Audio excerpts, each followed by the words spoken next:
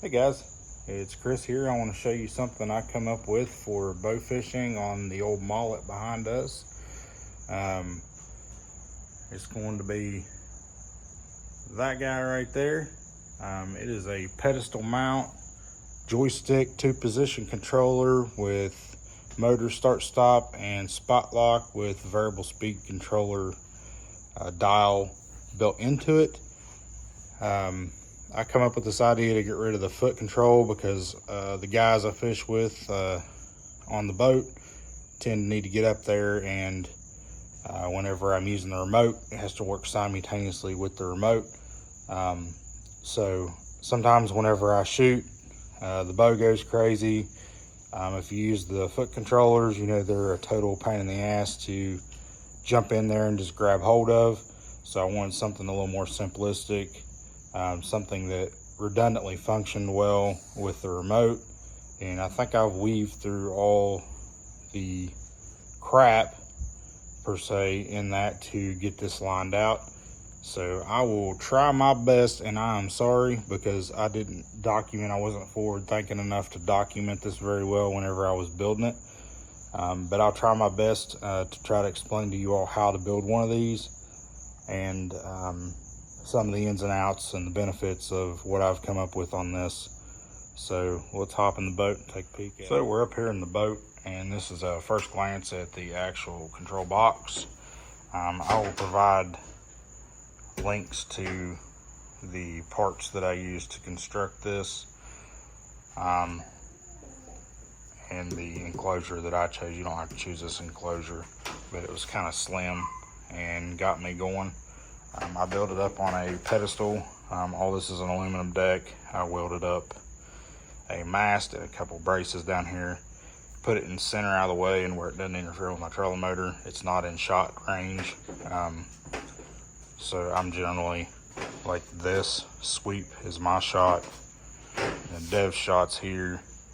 Sometimes Todd's over here, and then Todd will shoot either left or right and back. So this is accessible in the center to everybody. I typically drive on this right pedestal with a remote, but in the event somebody needed to, I took a shot and somebody needed to grab it, they can reach over here and they can also grab it, and it will simultaneously control, take over control, and do anything it does here, I do with my remote, and vice versa. If they change something, then I get back to retrieving my arrow or my fish, then I can come in here and actually flip back to using the remote without having to deal with all this crap with stomping the foot controller around, not seeing it in the dark, and all this other crap. So what we got here, we got a 2-position joystick, and I'm instead of going forward and back like your foot control does, it actually goes left is left, right is right, and this is motor start, motor stop, which simultaneously works with the controller that I'll be using over there. And then spot lock. Of course, the motor's stowed right now. You can't do any of this with the motor stowed. I tapped into the power in the communication line to trigger this controller on and off if there were an event of an issue. And then I personally hate climbing back through the cab of my boat when we forget to lift the outdrive up in shallow water, or if we just need it as a stability rudder in the back, I can raise and lower all from this that runs down another line and goes in parallel with my existing trim switch. So, and then on the front I got the 0, and again, this and all this stuff correlates with my remote. And you can actually raise and lower the speed right here, and you can actually see it on your remote what you actually got. And the issue that I addressed that I could not stand was, it seemed like if you started with the remote, the guys would have a hard time shutting it off with the pedal, because it did not, if it started with the remote, it had to be stopped with the remote unless you just stomped around on a bunch of buttons till it finally stopped. It basically aired out or something. And if you started with the remote, you had to stop with the remote. You couldn't really stop with this unless you aired out, and kind of vice versa. On the motor stop, now it's still left and righted and all that other stuff, but that was a very irritating problem, because when you want to kill the motor, if you bump into something, or you're moving towards shore and you need to go away and it's an emergency, you need to hit stop and it stop, just like you do on your controller, your wireless controller, your handheld, the iPilot remote they call it. And what I come up with is just a single switch that just start and stops the motor simultaneously, back and forth between the two. And what I ended up doing on that is you got to hold there's a center button on your remote, and I'll throw a picture up here and point to it.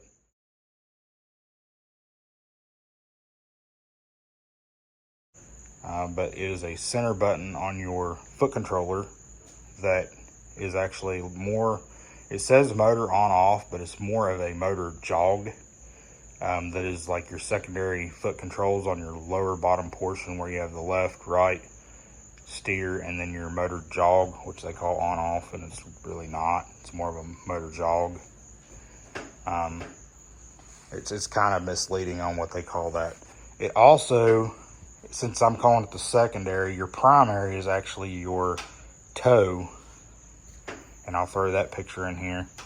Your actual toe portion on your actual foot controller, where you got your upper left jog. They call it constant or intermediate, or constant or intermediate, I think. Basically, it's a motor jog, or you can set the potentiometer to run a constant speed without having to toggle that.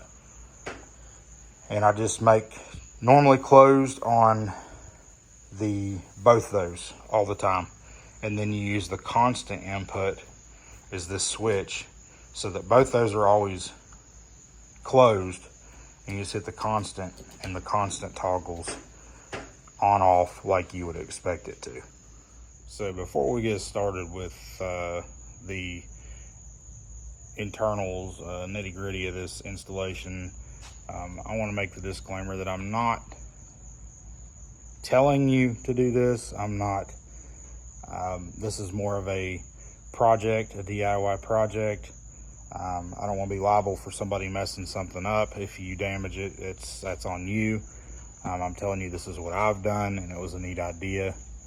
I'm kind of a do-it-yourselfer kind of guy. I like tinkering with this hobbyist stuff. It's kind of another fun portion of fishing and bow fishing for me. But with that in mind, if you have a older foot controller, or a foot controller that you don't care to test on or build, that would be good, something to start with. 2017 plus, mine's a 2023 model, and we're in 2025. So all 2017 forward was all the same type of control, from my understanding. 27 prior was an older design system. So I don't know anything about that stuff. I haven't messed with it. This is all 2017 plus stuff that I'm talking about. So if you got 2017 plus, that's you. So what I advise you to do, if you want something to play with, is get a 2017 plus Terrova foot controller replacement controller, I think. So basically what you're gonna have when you tear this whole thing apart is you're gonna have this assembly. There's a ring that goes around this. Your drive pot or your speed control sits here, and then your anchor lock switch is in this area. It's a button. It is your only normally open contact, is going to be this anchor lock button. The rest of them are normally closed, meaning that all these fingers set with their magnet tips spring loaded on top of the board. The position of these relative to the circuit board that sits in here is extremely crucial, and that's why I strongly advise having your pedal to actually mark this. And you're gonna have your LEDs set up here normally, with your wire bundle coming down. Your communication lines come out here in this area.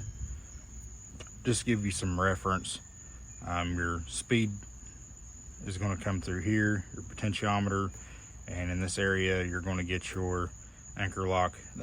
This is a physical wired switch, your anchor lock. Your potentiometer is a physical wired 10,000 ohm potentiometer. This is going to be a fixed wire to the LEDs, and then your 4 data lines that run out to this. The way that this thing works, you don't have, every one of these is not a switch that talks back through a big wire bundle back to your trolling motor head. It's done through some sort of IC square or some sort of bus communication. It may be a proprietary bus, I don't really know, but it talks 4 wires, which is 12 volts plus, 12 volts minus, and 2 communication wires, which are going to be violet and gray. So the first thing you'd want to do is obviously disassemble this thing. I'm sorry about the noise. With your board mounted in here. That's why I stress that you can buy just a controller, but getting all these alignment marks on this, you're just going to be digging and not know what you're digging into to try to get them. I could show you kind of a drawing about where they're at. But what you want to do is put these things where they go. There's a little rollers here, and they set down in dimples in the pedal. So make sure they're setting where they go, and put everything down and take a Sharpie and trace around. You can see some of these are already clipped off because I needed them, the magnets in them. But draw your tip around here, and that'll give you an idea about where they are. And once you get all these drawn out, which will be 1, 2, 3, 4, 5, and then you're going to have 6 that sets back here. Once this is all set up right, you'll see how it locks in. 6, 7, your momentary toe, and then 8. I think this is motor right, motor left. So you'd set it on there and kind of draw where it goes. And once you get it all done, you're going to have something on your control board that looks something similar to this, even if you have to put a dot on there to kind of get an idea. This is kind of where everything's at. It's red, black, gray, violet on your data communication. These are all hardwired, don't worry about those. You got on your potentiometer, this is your only normally open switch at all, and it is the only I think physical contact that is going to be a wired contact. You want to take your red and clip it. So we're not going to use our red on the anchor lock, and then we're going to use black and blue, which are going to put a normally open contact to a normally open momentary push button switch. And then on the rest of these, I'm going to put X's over the locations where you want to glue the tip of your magnet. So in order to wire this, the rest of these, other than the one we just talked about, is going to be normally closed contacts. And for some of these normally closed contacts, we are going to just glue the tip of this. We're going to just take cutters and literally cut the tip of that off, and super glue, epoxy, whatever have you, we're going to glue it on top of this potting, so that this thing is always seeing that contact closure when it is setting on top of the circuit board, like all these fingers of this thing were laying in there from the factory. So I know that for a fact, the way I built mine, we want the motor foot toe motor jog, we want to glue it. Our autopilot, we want to glue it. And our secondary, this would be motor left actually, I think, but you want to glue this one, glue this one, which is going to be left, right. I don't know that I have the labeling right on this. Your foot motor. Let's see here. Let me double check that I'm right on this.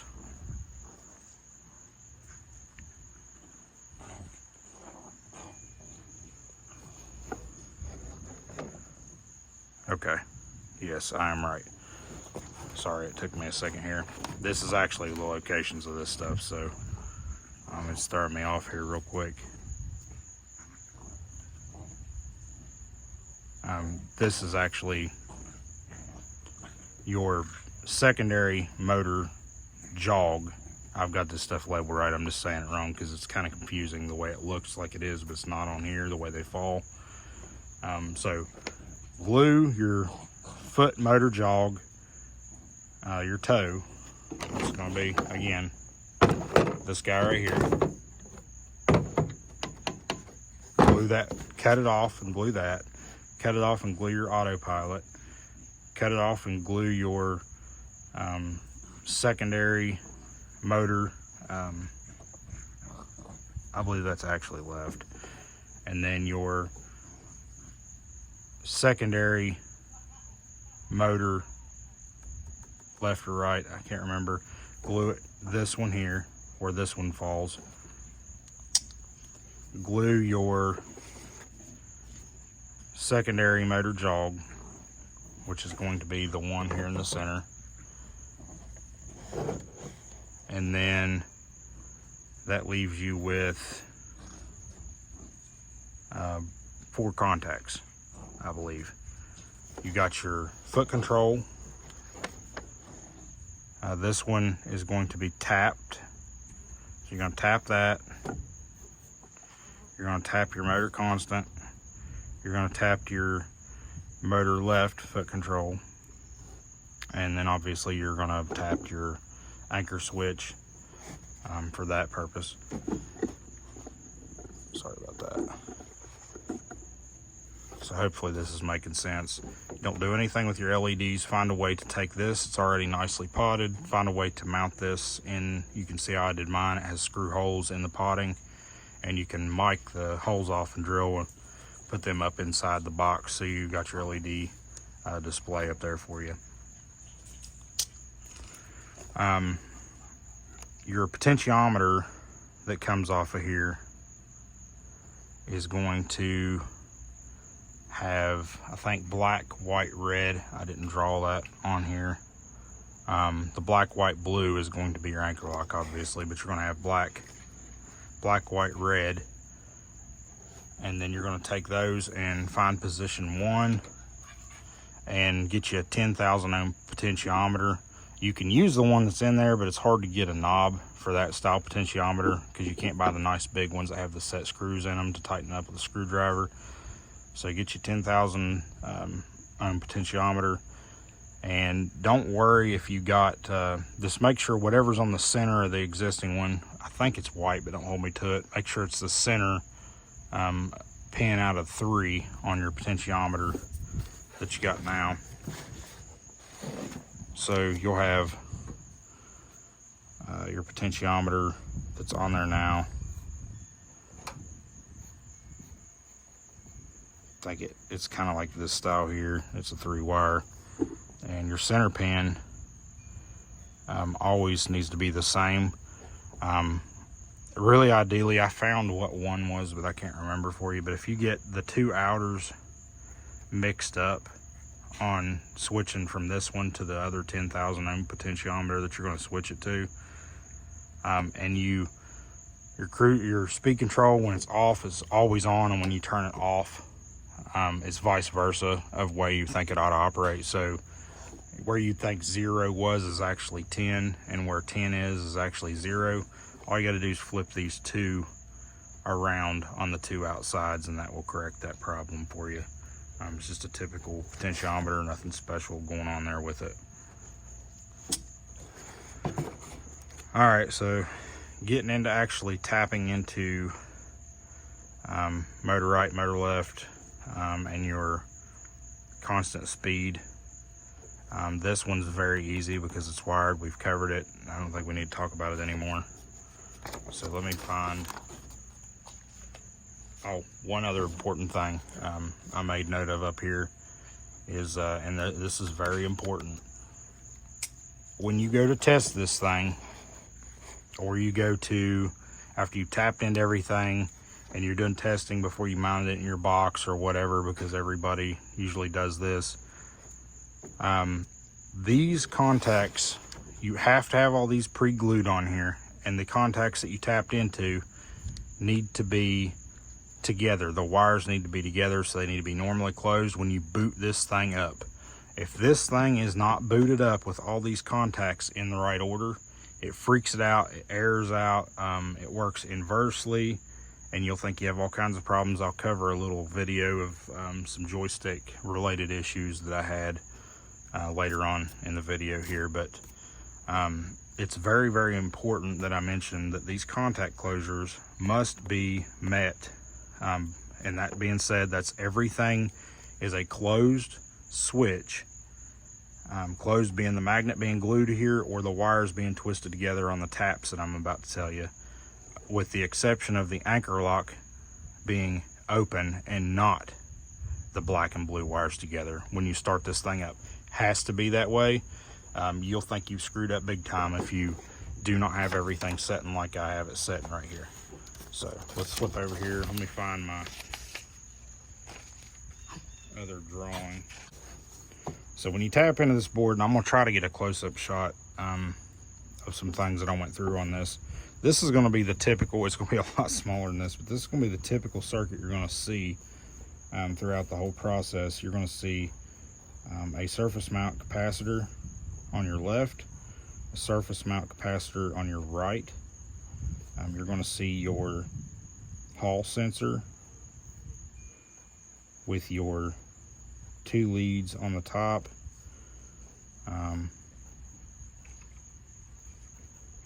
That'll be your Hall effect sensor.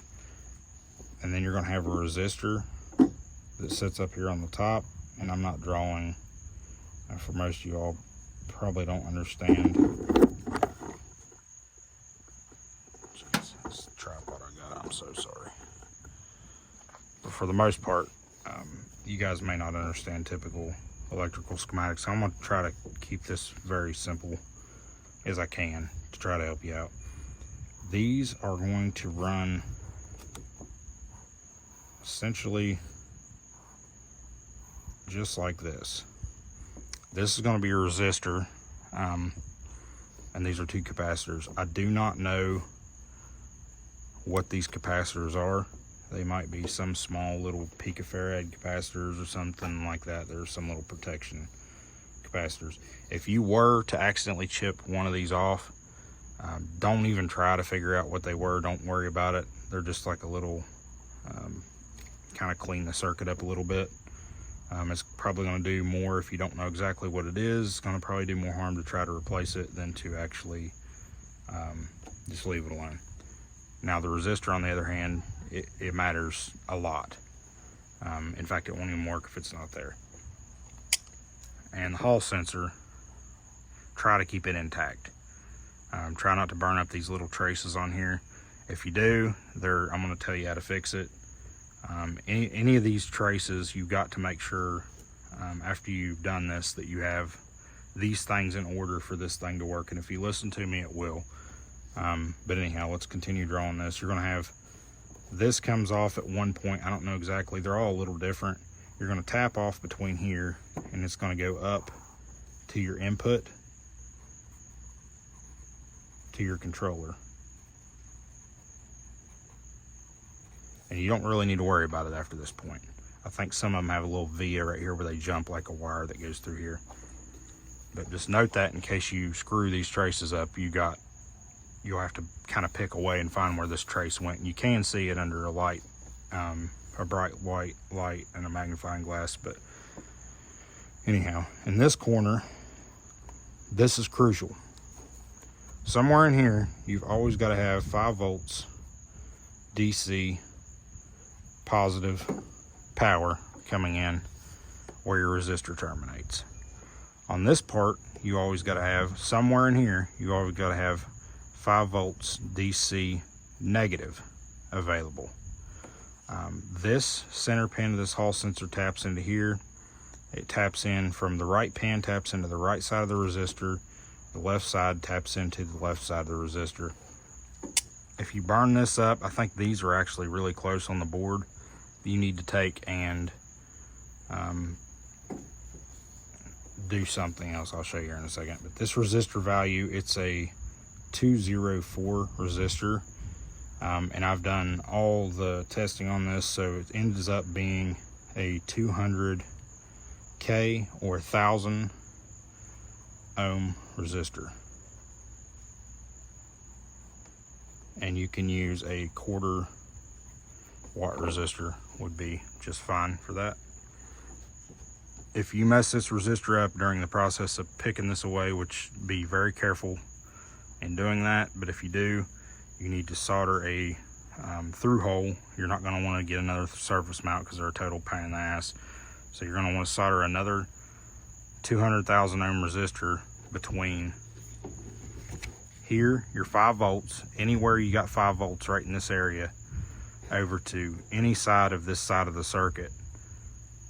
And that may be your via. It just depends. It may be on your trace. It depends on how bad you mess it up. There needs to be a resistor between here and here if you mess this up. Now, if you meter this and it didn't get too hot and you're good, don't worry about it. But before you tackle this, you might order you a dozen or half dozen 200,000 ohm resistors. So.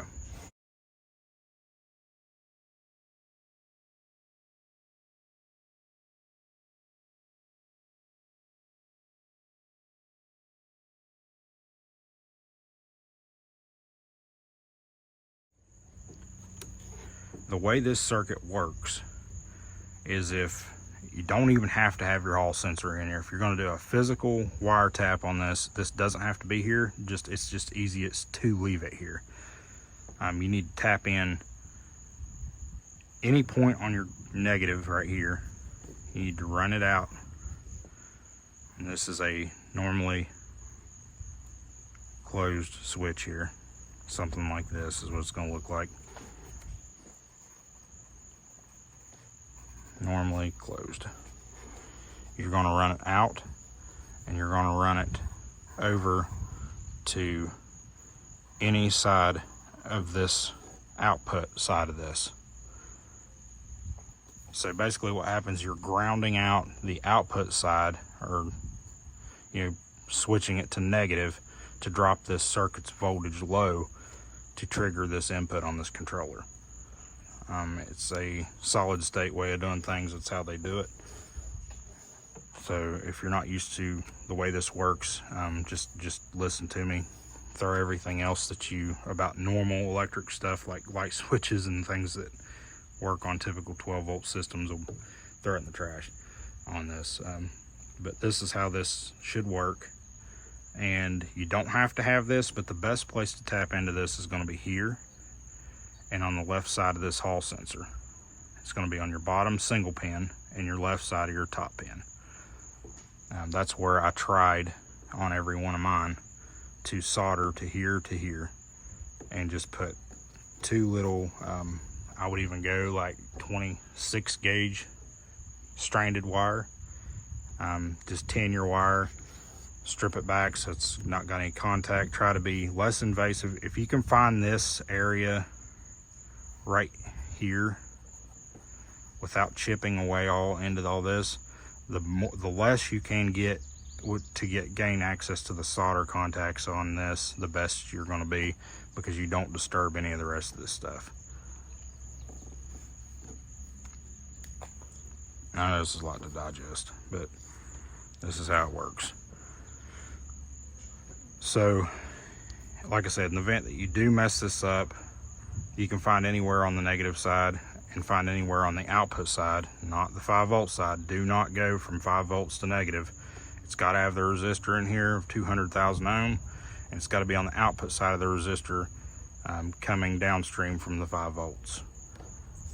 And everything always has to be bonded back into your input pin wherever it goes in this circuit.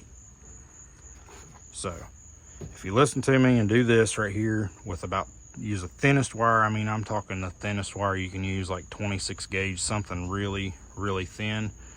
The best thing to do is to find like an old, I'm trying to think of what the name of it is. It's a computer communication cable, like the old style, maybe like a monitor cable or something you could cut up and get the small strand of wire out of, and get that done. That's the smallest wire that you want to use on that. I think it's like right around 26, 28 gauge. Then what you want to do is every one of these you get done, you want to take, and instead of just pretend this is your circuit board and this is the wires coming down into your taps, don't leave them like this. Gently try as best you can. Don't put this in a bind and break it loose, but fold this wire so that it is more like this coming off the board on all these taps, and then take you some hot glue and glue this area right here. Fill it back in with hot glue when you're done, and then try to lay these wires flat like this. If you got them coming this way and then you got a tap here and they're coming this way, it's fine. And take and band this all the way around in probably a couple places when you're completely done. If you have your wires coming up like this and this, it's fine. And that way your wires are constrained to the board and they're not just flopping around. The hot glue helps hold it in place from the wire actually physically moving from the this tap point, and then the zip ties constrain the wire down so they can't be pulled up and pulled away from the board.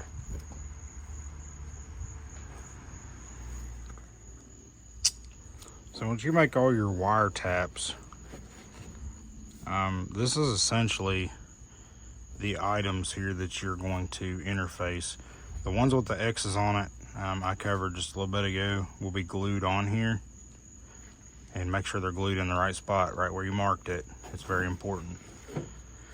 So you're going to come off of this bottom point right here, which is your motor left. It's going to be normally closed.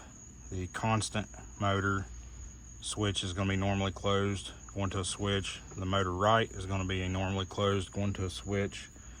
And your normally open, wired, pre-wired, the pre-wired spot lock, you need to clip the red off and just use black and blue and go to a normally open switch contact. And then of course your potentiometer, you just duplicate what's there with the type of potentiometer you want. The style, if you're mounting in a box, and make sure you order the knob, and it has to be 10,000 ohm. So potentiometers 10,000 ohm, resistors that you need for these are 200,000 ohm. So that'd be 1, 2, 3, 4. Actually, wrong. It'd be 1, 2, 3. 3 resistors added. So you only got to really dissect 3 points on this board to do what I'm saying. The rest of them are going to be fixed. You don't need to do anything. No resistance on the existing spot lock.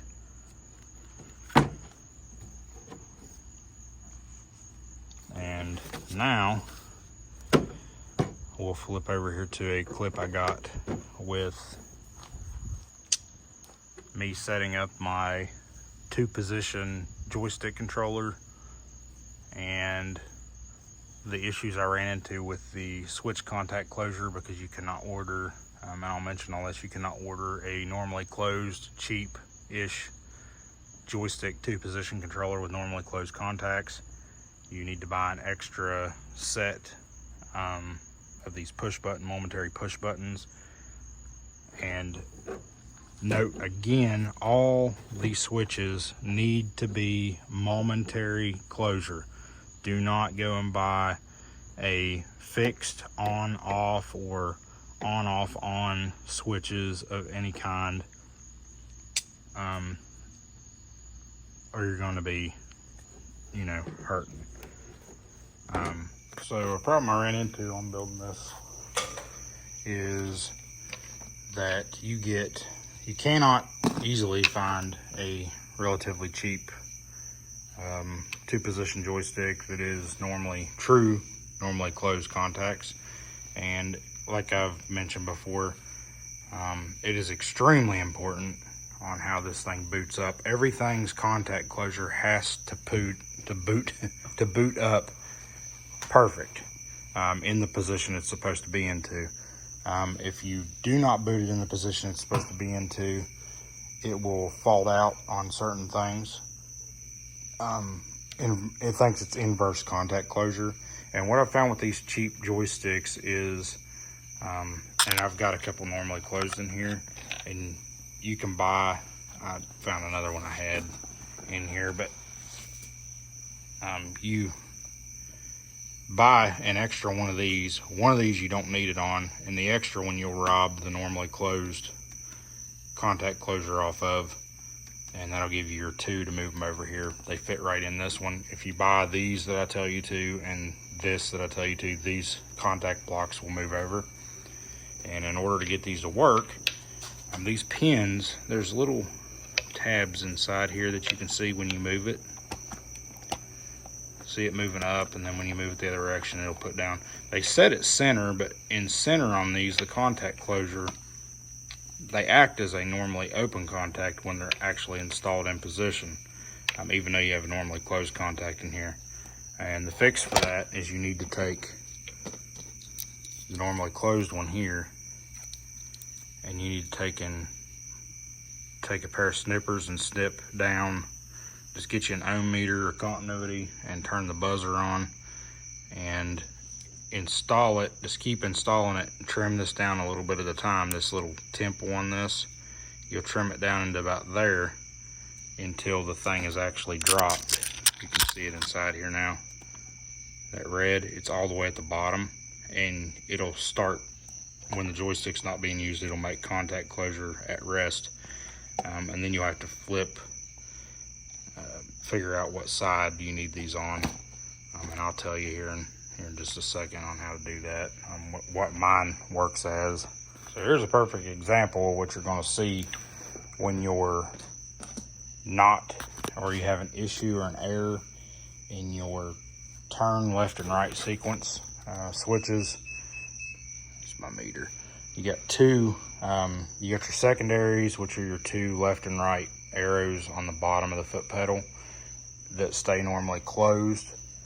And like I said, I just cut the tip of the magnet off and glue them in position to where they work.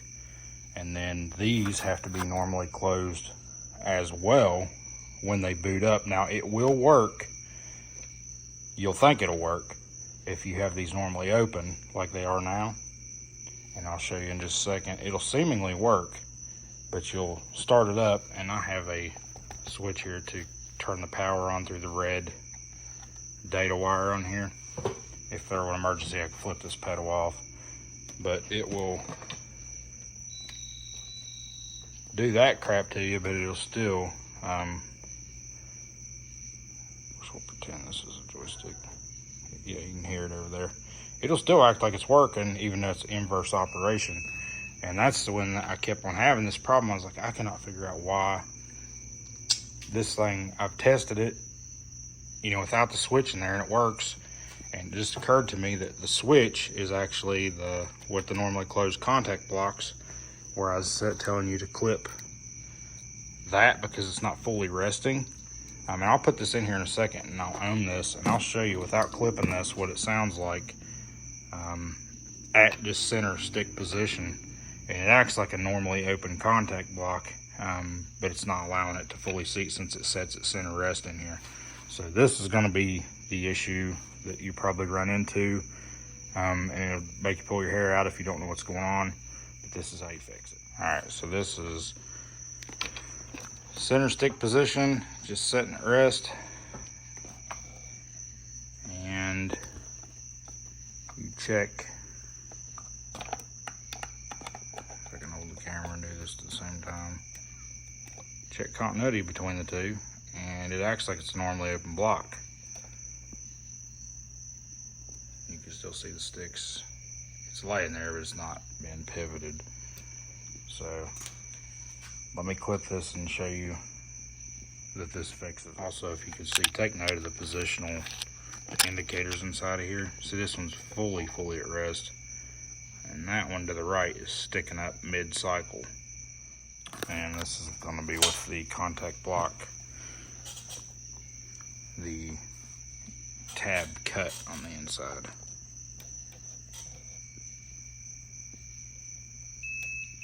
There we go.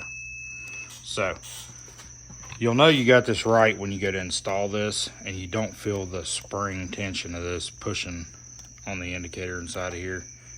When you install this, you'll feel, if you don't clip it, you'll feel it push back on you. You'll know you've got it right whenever you install it and you don't feel that tension, and you can just tighten the screw down. So I'm gonna go ahead and wire this thing up and we'll get back at it. All right, so I got it fixed here. This is down here. See the trolling motor in this. Right, left. And if you have left is right and right is left, you can either switch the wiring from the left to right contact block and vice versa on the other, or you can loosen the two screws, that screw and there's one on the other side, and just flip this thing 180 degrees around so you don't have to unwire everything and then tighten it back down. But something about the way that the contact blocks on these other switches, like I said, you can't get normally closed in the 2-position joystick or the 4 positions that I see in a relatively cheap. Maybe they offer some on like the $100, $200 ones, but I'm not paying that for what I'm doing. This thing's going to be used and abused. These are the ones that come on it. And if you buy an extra one of these switches that I give you the link to, these do fit this. They don't act like they're the same company, but they actually do. They got the there's little 2 pegs here and here, the right and left of that screw, and then the actual install screw. And you can also notice the ones that come factory on this are squared off, but you can feel tension on it when you put them in there. So I don't know why it is what it is, but this is how you fix it. And luckily I had everything here to do it. Just kind of experimented around until I got it. But anyhow, this is that red block right there is one I used off of an automation job. I had an extra one left. It happened to fit.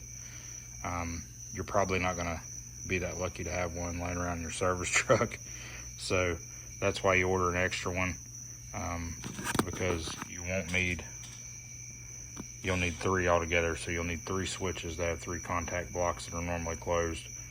And you can just take your normally opens and throw them back in case you ever need them. All right, so the operation of this thing, the way I got it configured now, I have, this is your motor start stop switch, and this needs to go to,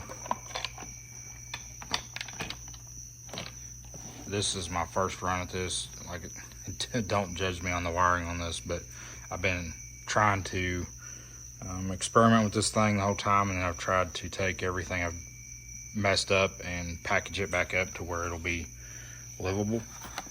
These are going to be our 2. There's actually going to be more in yours because I'm going to tell you what to do so you don't have to do this. But you're going to have your autopilot one here that's glued on, and then your constant speed one's glued on. It's important to glue your constant speed where it sat originally, and then glue your jog down here. It's going to be this center one, I think. No, so far, if you're flipped it upside down, it's going to be this one on the far right. You're going to glue your jog one on here.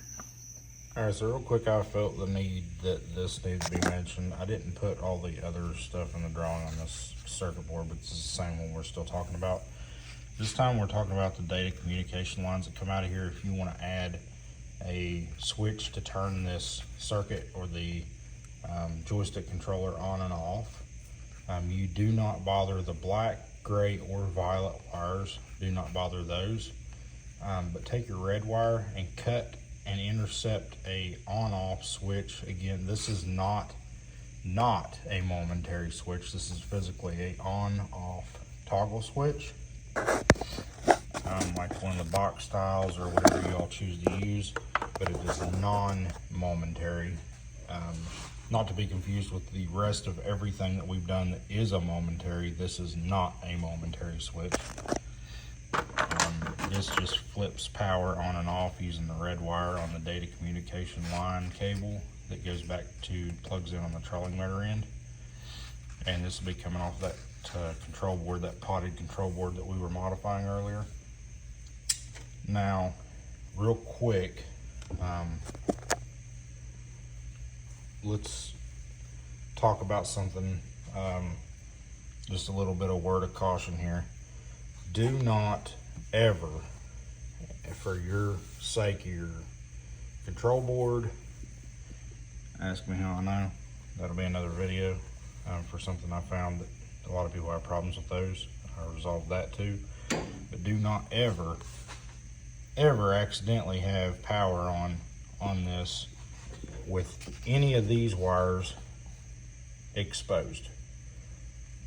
If you put a switch in here, make sure you heat shrink the solder points on it, or you use a good insulated connector on these. But never ever have these exposed to where your power or ground can touch any of your communication lines in here. Now the rest of these, don't be soldering anything with power on them, but from here on the data side back to your control board that sets in your terrova, you will foul up bad. So anywho, word of caution, make sure you're always wiring without power on. I messed up, I didn't know it, and left my main battery on my trolling motor switch in the back of my boat back here. It was engaged and I didn't realize it, and I have a little puppy and it drug the communication line off that I was messing with here, and put power to the communication lines, because you don't need to cut all these. I had cut all these. You don't need to, but I had to because of something that I was doing, trying to figure something out. But I've saved you the pains of trying to deal with that. So do not ever have power on this while you're working on it. Make sure that this thing is completely turned off from your battery all the way to your trolling motor. And if you do need to test something and turn power on, make sure all these are at least taped up temporarily and not able to touch each other. So I figured that was worth mentioning. And this is what you need to do if you want to add a switch to turn this controller on and off, which I personally think that in the event of an emergency that this thing had issues, you could shut it off instead of having to try to find the plug, or maybe you got it underneath mounted somewhere where you can't get to it to unplug it while you're out in the water. This way you can actually shut it off. So there you go. I hope you all found this video interesting. I just wanted to share some information that I had learned along my way of trying to build something to make this a little bit easier for us to navigate the waters at night. We run a lot of shores, like I said, and there's a lot of times when my other buddies need to grab the controls, and it's been a nightmare just stomping around. I just laugh sometimes because they just stomp around on that controller in the dark. Even though the deck's slightly illuminated on the front, it's a nightmare to see. So I just thought maybe somebody would, some other people would think this idea was interesting. Something that you all could benefit from, kind of a DIY project. And like I'd mentioned, put up a part number there earlier in the video. If you don't feel comfortable modifying your pedal, your control panel, your control pedal, sorry, I can't get with it, it's getting late. You can always buy one. They're about 200 bucks. And if you do what I'm telling you to do, and you get the parts I'm telling you to get, and even the resistors, just in case you foul up, this is pretty easy if you're decent at soldering and have some light electrical experience. And you just follow what I'm telling you to do. I know there's a lot of talking and a lot of information. I'm trying to get a lot of things in here. Not everybody's going to run into the exact scenario that that I ran into, and I'm hoping to kind of mitigate a lot of the stress from the learning curves that I had to go through on this by answering some of the things and trying to thoroughly explain and warn and caution and make notes about things in here to avoid, like when you're getting into the potting part of it. Like I said, you only got 3 points in there that you got to physically really dig into the potting and get. The rest of them is just gluing those magnetic tips on top of the potting. That's physically, you don't have to touch. So yeah, and also too, I don't know if I mentioned it or not, but that potting, if you take a heat gun and you put it on a high setting and kind of fan it over top of it for a short period of time, not long enough to where you're going to actually start boiling that stuff, but you soften that rubber potting up on it, and then take a smaller screwdriver.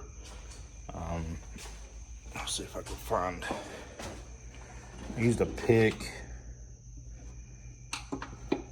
use a little scribe like that, and then just like a little tiny tweaker screwdriver like this. Don't dig down into it directly, but kind of scrape, you know, kind of like this into it, and just do it layer by layer. If you heat it up, you will find that it will start flaking off a lot, and once it starts cooling down, it's going to be extremely hard and feel like it's resistive. So then maybe you need to heat it back up just a little bit and kind of get into it, but just kind of go slow, take your time, blow off the dust as the potting. It'll make these shavings as you're digging into it, and just be as non-invasive and localized as you can get to that component. Like I said, you want to get as close as you can to that Hall the Hall sensor. It's that little 3-pin square black looking thing. You just want to tap into the bottom. Like I said, I went all through this. The bottom ground, it's a single pin by itself, and the top left of the 2 pins on the top. That's all you really need exposed when you do this. So what I'm trying to do is just help you all out. I think this was a cool build. We're gonna enjoy it for years to come.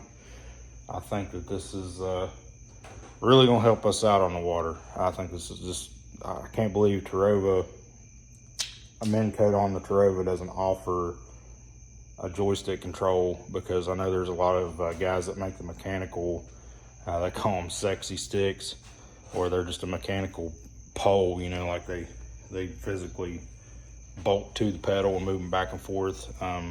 You can't do that easily on this. That's actually what I started off doing on this, but you can't do it easily on these terrova pedals, the electronic foot pedals that they have on a lot of these newer upper end trolling motors, for the simple fact that the spring resistance and the spring tension in the pedal is not strong enough to withstand the weight.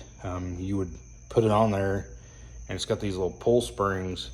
You'll see when you take the foot pedal apart, if you do it, that it would just literally flop one direction and stay there, and flop the other direction. It would just eventually wear itself out.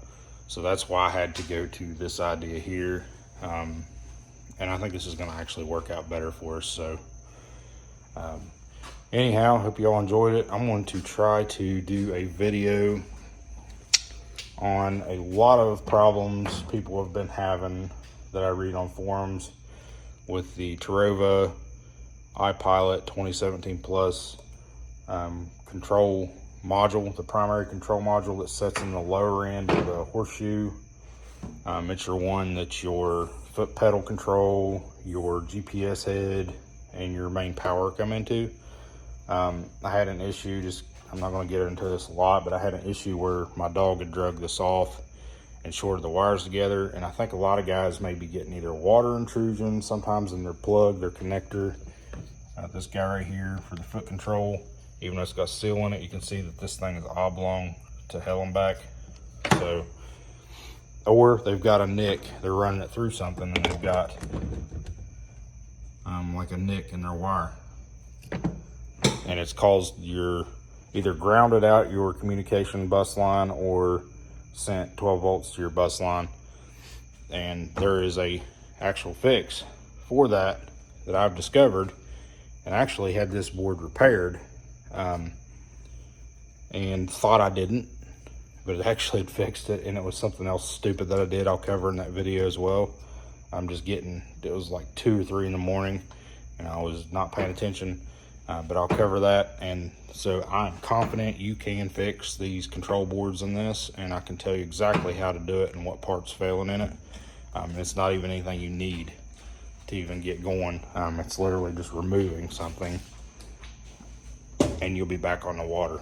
So hope you all enjoy this content, and we'll see you next time. Thank y'all.